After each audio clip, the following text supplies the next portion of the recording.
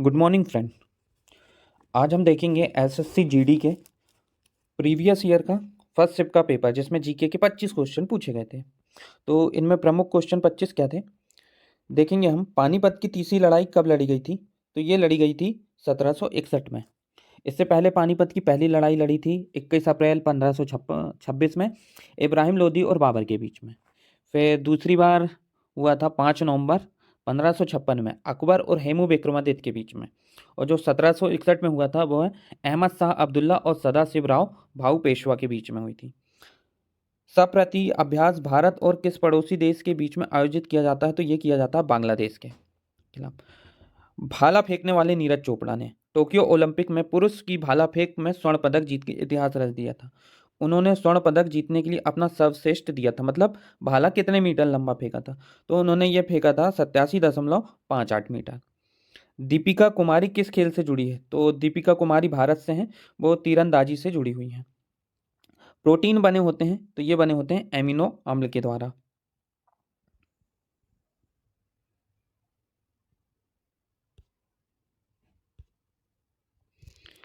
वर्तमान में संवर्षी सूची में कितने विषय हैं? तो ये हैं 52। 47 थे, अब 52 हो गए हैं।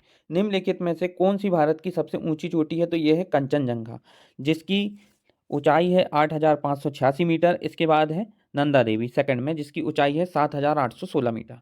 राष्ट्रपति रामनाथ कोविंद ने भारत के 48वें मुख्य न्यायाधीश के रूप में किसे नियुक्त किया था? तो ये थे एन.वी. रमन जी। इसके बाद उदय उमेश ललित जी बने और अभी वर्तमान में धनंजय यशवंत चंद्रचूड़ जी हैं। विश्व कैंसर दिवस 2021 का विषय क्या है? तो वो है I am and I will. I am and I will.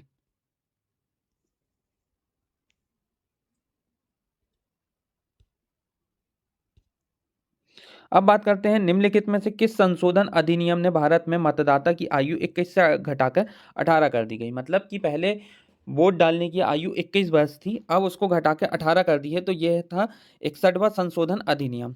National bank for agriculture and rural development, जिसे हम नाबार्ड कहते हैं, की स्थापना किस वर्ष की गई थी? तो ये की गई थी 1982 में।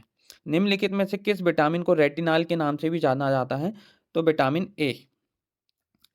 दूसरे सिख गुरु के रूप में गुरु नानक देव जी के उत्तराधिकारी कौन बने थे? तो ये बने थे गुरु अंगद देव।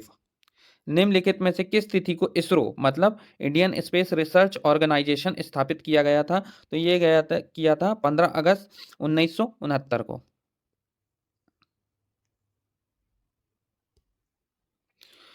भारतीय संविधान के अनुच्छेद 343 के अनुसार संघ की आधिकारिक भाषा कौन सी थी? तो ये थी देवनागरी लिपि, हिंदी में थी। पक्षियों के अध्ययन को किस नाम से जाना जाता है? तो ये जाना जाता है पक्षी विज्ञान के।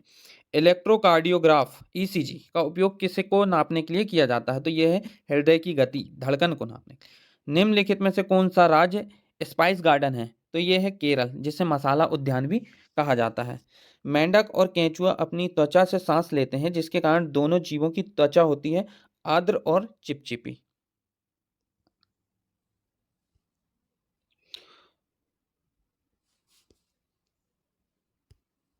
कौन सा अनुच्छेद श्रमिकों के लिए निर्वाह मजदूरी आदि का प्रावधान करता है? तो यह अनुच्छेद 43।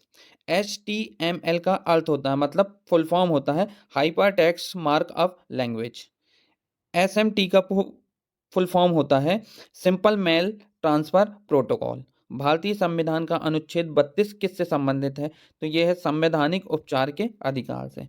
अकबर का लोकप्रिय राज्य मंत्री कौन था? तो ये था टोडरमल।